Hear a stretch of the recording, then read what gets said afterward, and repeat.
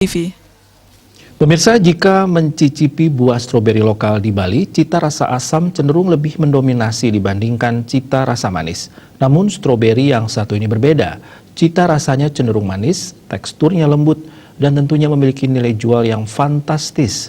Stroberi apakah itu? Mari simak laporannya berikut ini.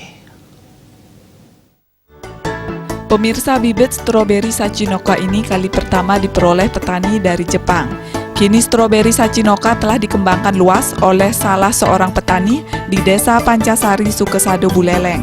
Bedanya, stroberi ini cenderung memiliki cita rasa manis dan memiliki tekstur buah yang lembut. Satu bibit stroberi Sachinoka dihargai Rp100.000.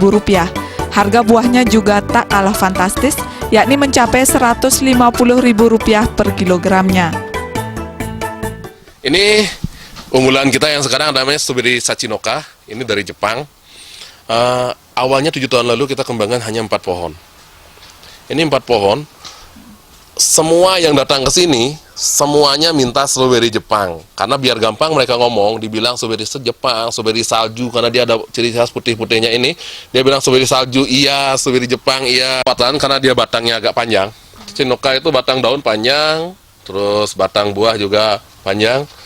Berarti mereka tidak boleh taruh di bawah, karena dia tidak. Ini cepat patah loh. Kalau Sachinoka sedikit aja ke gondok patah dia nih. Berarti mereka harus ditaruh di paling atas karena biar nggak kesenggol.